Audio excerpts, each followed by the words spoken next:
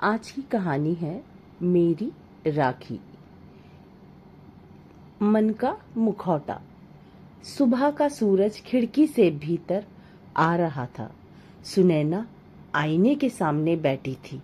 उसने आंखों में हल्का काजल लगाया, होठों पर हल्की सी मुस्कान और फिर पलकों पर पानी की बूंदें। आंसू नहीं, सिर्फ गीला किया हुआ पानी, ताकि रोने का भ्रम बने। रक्षाबंधन के दिन उसकी यह तैयारी असल भावनाओं के लिए नहीं थी। यह एक नाटक था, ऐसा नाटक जिसमें वह खुद को मासूम, पछताई हुई बहन दिखाएगी।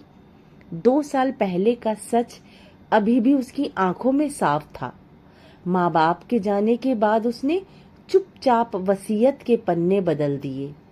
अनमोल को भरोसा था कि उसकी बहन कभी ऐसा नहीं करेगी, पर सुनैना ने सोचा, और उसने सोच भी रखा था।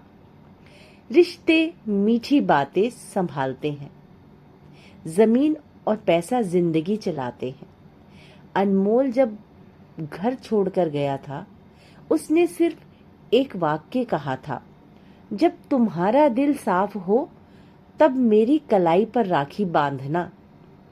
आज सुनैना को पछतावा नहीं था, बस लालच का एक नया मकसद था। सुना था कि अनमोल विदेश में बड़ा व्यापारी बन गया है।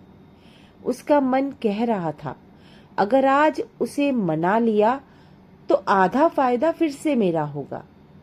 वह मंदिर के बाहर खड़ी थी, थाल में चमचमाती राखी, चांदी का दिया और महंगा इत्र। अनमोल आया, चेहरा गंभीर, आंखों में ठंडक। सुनैना ने नकली रोनी आंखों से कहा, भैया, मैंने तुम्हें बहुत याद किया, मेरी गलती माफ कर दो।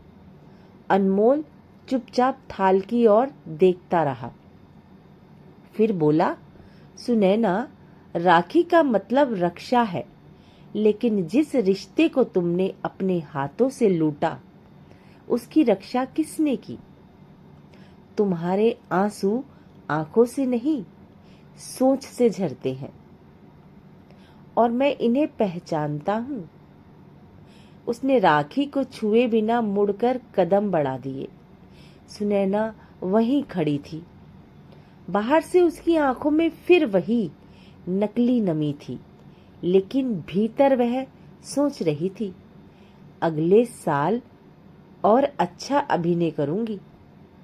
इस कहानी से बच्चों, सीख जो मिलती है, जो संदेश हमें मिलता है, वो इस तरह संक्षेप में प्रस्तुत किया जा सकता है।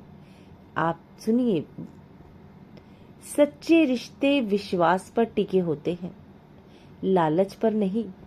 झूठा पछतावा और दिखावा समय के साथ उजागर हो ही जाता है।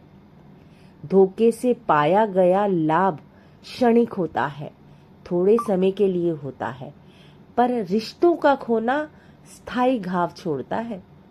राखी या कोई भी परंपरा केवल रस्म नहीं, बल्कि दिल की सच्चाई और निष्ठा का प्रतीक है। धोखेबाज बहनें इसे नहीं समझ सकती।